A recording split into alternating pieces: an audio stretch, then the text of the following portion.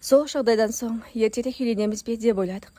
Ол үйіне айтып, менде үйдегілерге айтып, көктемге жоспарлағанымен басқа да біраз мәселелерге байланысты екі ойлы болдық. Одан кейін неге айдаладағы біреуден қорқып, неге сонымен санасуымыз керек?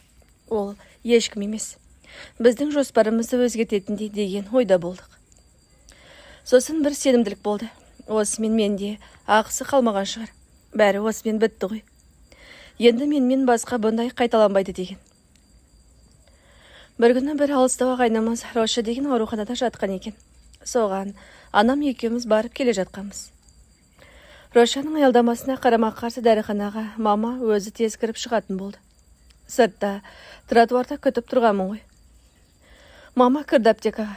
Артынша дәл тозартымнан біреу қапсыра құшақтап, әжейға қаратпай көтерді де кетті. Бұрылып қарауға мұрша берер емес. Мама деп шыңғырып жібердім. Мә, саған. Олай жандаусым шығып шыңғырмаған шығармын өмірімде. Жылқынып тепсініп жатырмын. Қорыққаным өз алдына. 4-5 метр алда екі орыс жігіт келе жатыр еді. Солар жүгіріп келіп арашылап алысып кетті. Одан тағы ерлі зайыпты жасы үлкендеу адамдар келе жатқан. Олар да жүгіріп келіп, анау тәте байбалам салып, сумкасымен бастарына ұрғылап жыраналарды. Айқай шу болғанға мамам сыртқа атып шығып, жүгіріп келе жатып, сүрініп құлап, бір түрініп, бір сүрініп ол жүр. Жас үлкен адам емес пе? Одан үлкен денесімен орнынан тұра алмай әбіржіп, ойпырмай. Мыналар қайтеді екен, неге қоймайды екен бұлар? Не сұмдық мыналар деп, анада да жылап, ол жет алмай, әлек маған. Бөгде адамдар тағдырым араша болып, сонда алып қалды ғой. Милицияға хабарласыңдар деп айқайлап жатыр бәрі. Анау шырақтар ары-бері айналшықтап, бір топ адамға шамалары келмейтінін білді ғой деймін. Көліктеріне отыра сала тайды. Олар кеткесін мамама қарай жүгірдім. Анау адамдар жағдайымызды сұрап, маманы тұрғызып, такси ұстап бірі. Жыларман болып үйге келдік. Кешке дейін басын ұстап, анам байғыз тығырықтан шығар жолды таппай елек. Кешке әкем келген соң жылап жіберді. Күнімен жиналғанын бірақ шығарды. Папам түсінбей, менен сұрап жатыр. Оның да жүрегі шайылып қалыпты. Маған бірдеңе болды ма деп ойлап тұр. Жайланып отырып бәрін айтып бердік. Әкем де басын ұстап, демі ішіне түсіп кетті. Ашуы бетіне шығып тұр. Ауырып қалмас екен деп, тағы да қорқыныш. Осының бәріне мына мен кінәлі, не деген қиын адам едім деп, тағы жылармен халде тұрмын. Соны сезді білем, әкем байғұс екеумізді де кең құшағына алып құшақтап алды. Өзіндік бір ерекше иіс, әкемнің еш жері жоқ иісі ғой. Бойыңа тыныштық қорған сыйлайтын иіс қой ол. Өзім бір жақты етемін деп осы жолы. Жақсы сөзге тоқтамаған екен, енді басқаша сөйлесемін дейді ойлан. Анам одан бетер уайымдап, өзің бірдеңеге ұрынып жүрмеші тағы. Заң аясында шешейік дұрысы деп жаны қалмады. Ертеңіне кешке келгенінде Қайрекеңе не айтарымды, не айтпасымды білмей, біраз ойланып отырдым. Жылағансың ба, не болды деп сұраған соң, не де болса айтқаным жөн болады деп айтып салмаймын ба? Қайдан білейін, алдымыздағы 5-6 жылдық өмірімізді сол бір шешімім күрт өзгертіп жіберетінін. Бұл орындықтан атып тұрып, кетті, естіп алып. Ашуланып, орындықтың қасындағы қоқ шәшігін даңғырлатып, теуіп жіберсе бола ма? Құлағымды жауып бірісіп қалдым. Жалпы қатты, тарсыл адамдардың оқыс қимылдары кәдімгідей жаман әсер ететін болған соңғы кезде. Турамен ұрып жіберетіндей қорқып, екі құлағымды жауып, зәрем ұшып кетті. Аздап, басылды шамамда. Қайтып қасыма келіп қатты құшақтап алды. Қорқып кеттім бе жаным, кешірші, бәрі жақсы болады. Өзім реттеймін бәрін.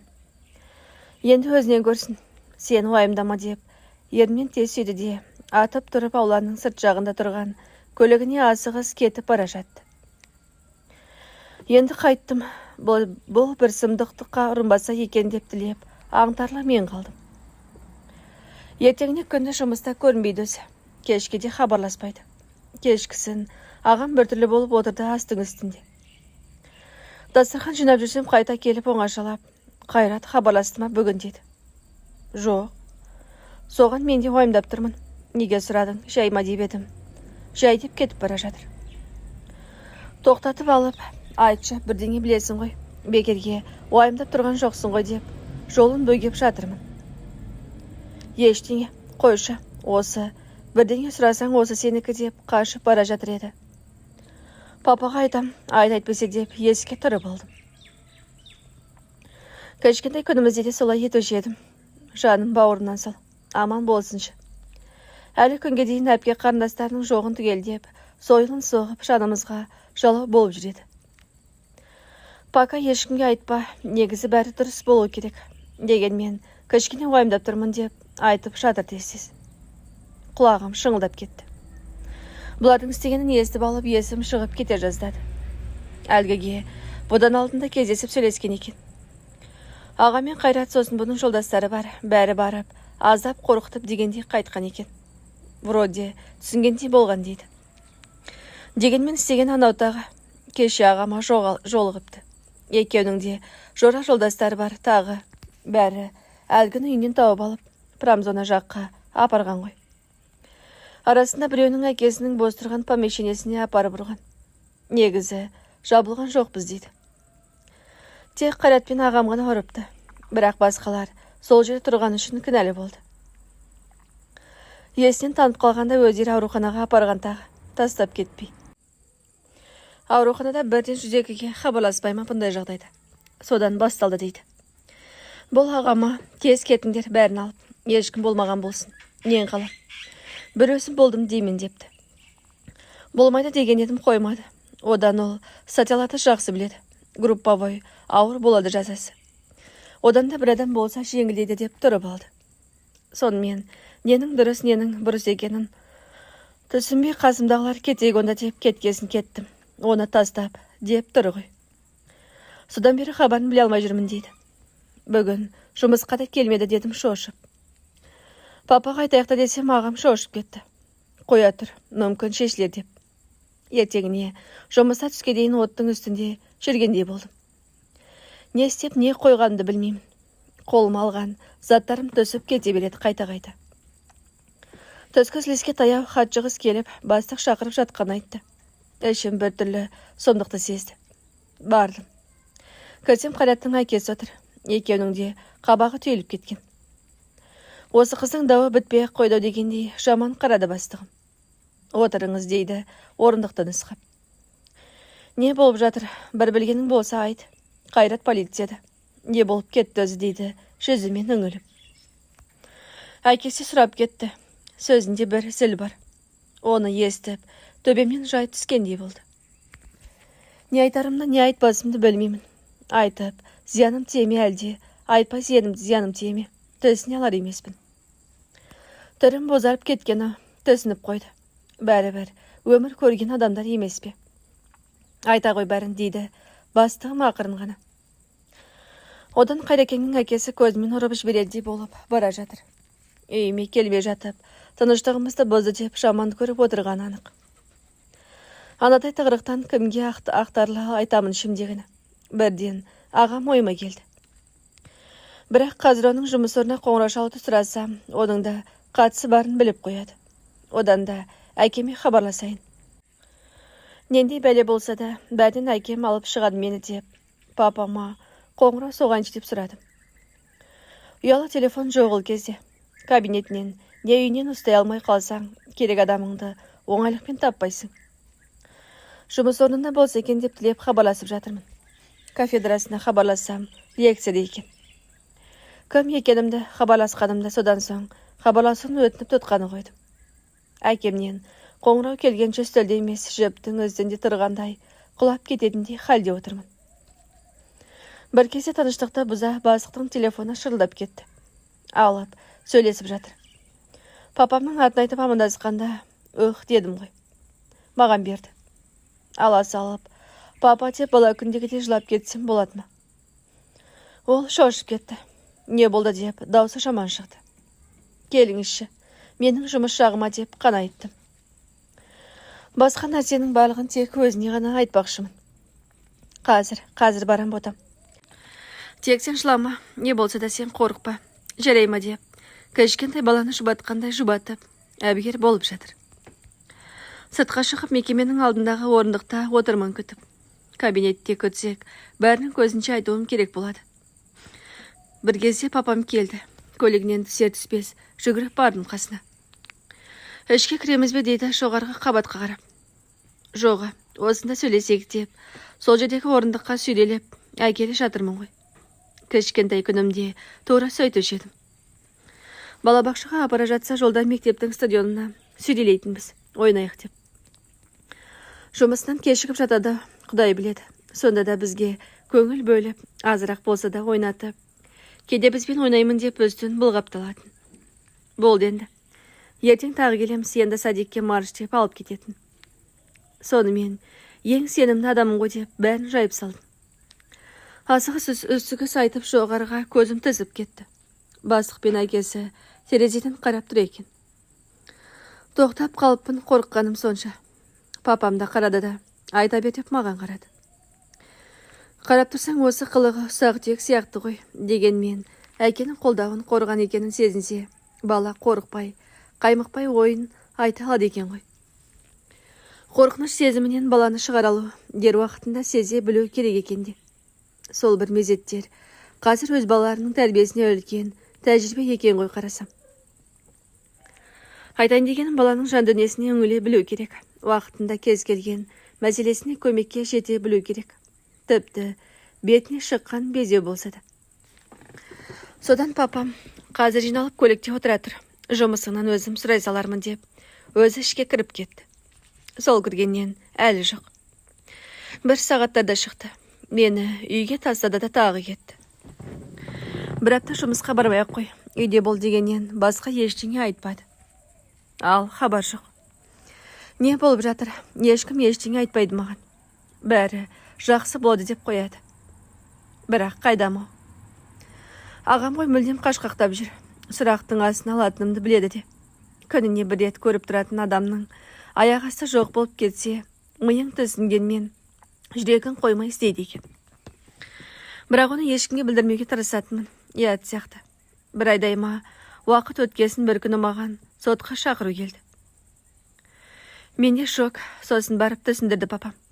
Бұлар сол күні ағаның жолдастары бар, бірге сол баяғы үйіне барады ғой. Сыртқа шақырып талмай баса көктеп кірген, үйінен алып шығып кеткен. Шет жаққа алып барып, жақсылап ұрған. Негізі жабылмапты, бірақ қастарында тұрған. Қайрат және менің ағам ұрған. Ес-түссіз қалғанда ауруханаға өздері апарған. Бәріміз болдық десек ауыр болады жауапкершілік деп ойласып. Қайрат, өзім мойныма барлығын аламын. Басқаларының қатысын жоқ.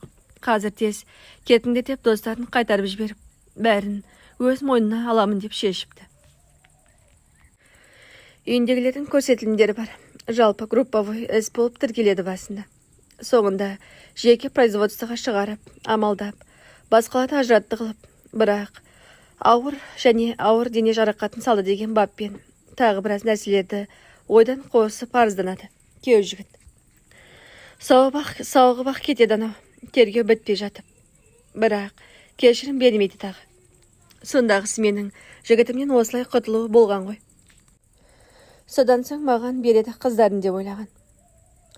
Сот процесі ашық өтті. Куә ретінде шақырады әр процесте. Бірнеше айға созылған сот процесі бәрімізді қажытып жіберді. Амал жоқ. Алдағы уақыттан тек үміт күтудеміз. Қайратты өзіміздегі мықты деген екі адвокат қорғады. Ол адвокат сөйлегенде залдағылар жылап қалатын кейде. Соттың өзі қайта-қайта екеумізге қарайды. Ол арғы бетте торда отырады. Сөзге шақырғанда ғана тордың қасына трибунаға барам. Сонда ғана жақыннан көремін.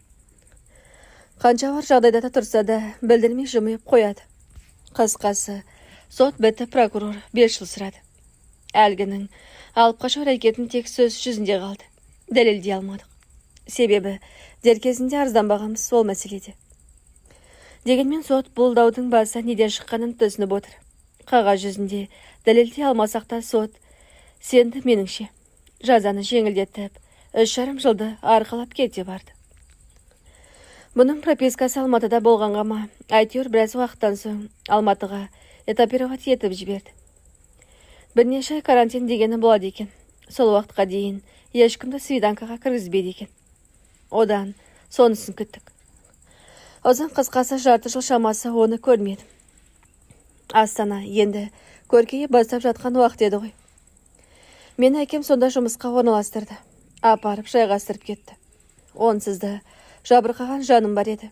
Енді бейтан сорта бөтен қалада, мүлдем далада қалғандай болдым.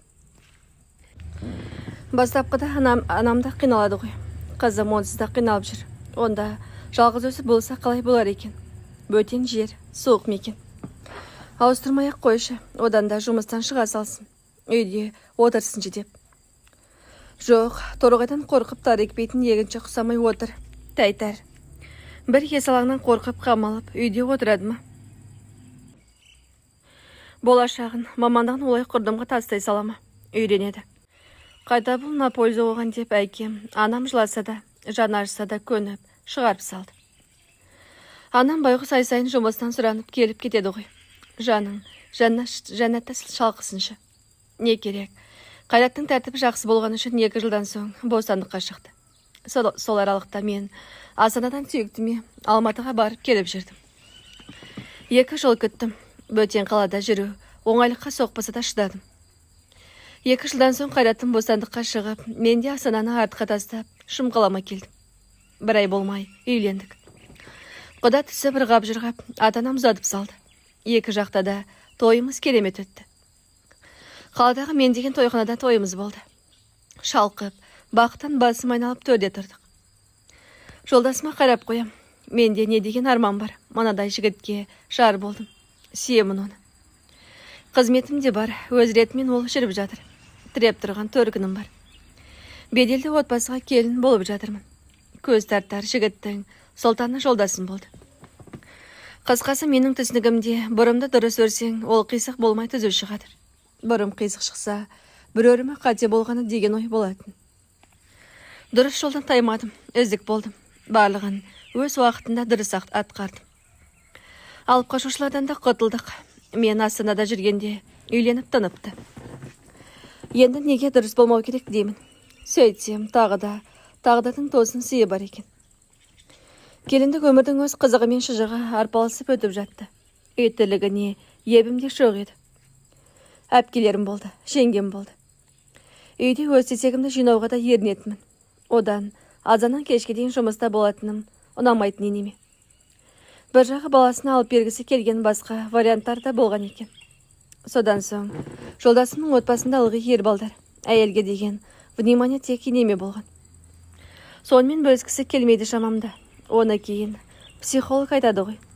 Мені келін емес, күндес сияқты көретін. Баласын менен қатты қызғанатын. Қасқасы бір саусағы бөгілі жүретін маған. Тек алғанды біледі, әкеле беру керек. 2002-2005 жылдары ғой. Сол кездерде 100 мыңнан жоғары айлық алған кездерім болатын. Бәрін тамызбай әкеліп беремін. Сондағым қалайда енеме шағыну. Ол ақша ол кезде көп ақша еді ғой. Айлық түскенде бірнеше күн сыйлы болып қалып жүремін. Соған мәзбін. Жарты сағаттық жол болса да 4 күнге бармайтынмын. Оған себеп енем. Қазақта 1 жыл қыз 4 күнге бармайды. Сосын 4 күнде деген болады десе, соған амал қылып бармай жүре беріп. Туыстарым мені неге көрінбеді деп сұрайды екен. Солай ақшаны беймарал шашып енешкам тек турецкий бутиктерден киім киіп. Атамыз біраздан бері қызметте шеттеп қалса да костюм шалбар алғыш еді. Солай шалқып жүргенде жолдасым жұмыссыз қалды. Мен декреттемін, ақша жоқ, ағып келіп жатқан. Қабақтарынан қар жауып тұрады. Баласының миын жейді, ақша деп. Бұл жүреді, қайда ұрынарын білмей. Сонда да үнем дегенді қаламайды. Жандары жақсыны тызса болмағасын бізге шүйлігеді. Сонда айтатыны: мен салған дайын үйде отырсыңдар, кетіңдер квартираға дейді. Бір күндері түнеріп жүрген папамыз сом-сом ақша келе бастады. Ол қайдан келіп жатқан ақша, не істеп таптың деп бас ауыртып жатқан ешкім жоқ. Бастысы қымбат бутиктерге жол ашылды. Қыдыруға тағысын тағы. Мен бір рет сұраймын: не істеп жүрсің өзі деп. Движение ғой сол. Сен бас ауыртпай қойсай, әкелгенге қуансай дейді. Бірақ мені бір белгісіз түйсік мазалай берді. Ішкі түйсігім сигнал беріп жатса да мен мән бермей жүре беріппін. Менде жаман ой жоқ қой ол кезде. Одан жас балалымын. Үйдің шаруасы келіндік міндет дегендей. Аса басы қатырмадым ашығы. Қойшы, осы неге солай уайымдай беремін деп қоятынмын. Кеш келетінді шығарды содан. Көлігінсіз келеді кейде. Ол қайта пайда болады. Көлігін сұрасаң жөндеуде жатыр деп қоятын ондайда. Келеді де ештеңеге қарамай жатып қалады. Не балаға, не маған қарамайды. Өзімше жаман ойлар келеді ғой сонда. Басқан біреу бар мекен деген ой жоқ та емес. Өзімше қылық шығарып, сыланып сипанып әдемі ішкілектерімді киіп шығамын жатын бөлмеге. Сөйтсем, ноль внимания ғой. Содан соң ашық сөйлескім келді. Одан қашқақтайды. Біресе мазасы жоқ, біресе уақыты жоқ, сылтаулары бітпейді енді. Бір күні көршінің келіні келіп қалды, бір бұйымтаймен. Күйеуім көшеге шығып бара жатқан ғой. Амандасты да кетті. Келіншек бірден мені оңашаға шақырып алып, сенікі де не тема не дейді ғой, көз аларып. Түк түсінсем бұйырмасыншы сол кезде. Нені не тема деппін ғой таң қалып. Ой, анау ше, дейді ол, қолын көрсетіп. Соңында түсіндіреді ғой не екенін. Мен таң қалып, ұрсып тастадым ол байғұсқа. Сандырақ тамаша, не айтып тұрсың? Осы неге тыныш кетпейсіңдер сендер деп, үйден қуғандай ұрсып бердім. Сөйтсем, ондайға жақынын қимаған барлық адамның алғашқы реакциясы солай болады екен. Сонымен мандараш ситуацияда біраз уақыт жүрдім. Одан әр қадамын аңдып байқап зерттеп көрдім. Ол өзі қандай болады, не болады. Не істеу керек ондайда? Ештеңе түсінбеймін. Бір білетінім, соңы жақсы болмайтынын сезеді ішім. Қазіргіде интернет телефонда тым дамымаған ғой. Жұмысқа барып, қыздармен әңгімелесіп қайтамын арасында. Сирек болса да. Солай бір барып, интернетке кіріп ізденіп көрдім. Жақсы мәлімет берген жоқ болса да интернет. Үйге сүйретіліп жеттім. Бір амалын табу керек неде болса деп қоям. Қайдан білейін сол кезде 7-8 жылға созылатын хаостың алдында тұрғанымды. Кешке амалдап сөзге тарттым. Шыныңды айтшы деймін. Сонда барып, көзіме тіке қарап, иә, солай болып қалды деп отыр ғой. Көзі деген басқаша, шишаға айналып кеткен сияқты. Көзінде нұр жоқ, шошып кеттім. Көзіңе не болған десем, ой, ештеңе деп, жастыққа солық түсіп жата кетті. Сонда деймін де, адамда түйсік мықты екен ғой. Дәл бұл, тажалдың зардаптарын әлі анық сезбесем де, жүрегім бір сұмдықты сезіп тұрды. Қыздан құлап кеткендей, әлемім күйреп кетті бір сәтте. Тағы ойлап қоям. Неге сонша таусыламын? Мүмкін, бәрі реттелер деп. Бірақ бірісі ғой маза бермейді.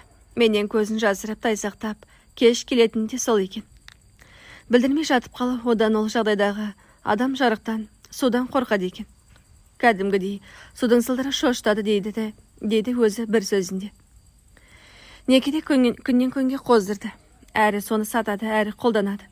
Кейін осы кезде айтады ғой, ақша керек деп, бір қатты ұрыс болған үйде. Бір жиын өткізбекші болып, қазақ емеспіз бе? Қарызданып, батып жатсақта шашылып төгіліп қонақ күтетін. Сонда бұл ашумен шығып кетіп бір жолдасының ақша сұраған. Ол жолдасы лақ еткізіп әдейі крупной бере салған. Содан соң бұл қайтара алмай қипақтайды. Сол кезде ол нашасын ұсынады. Сатсаң ақша, тықсаң кайф деп.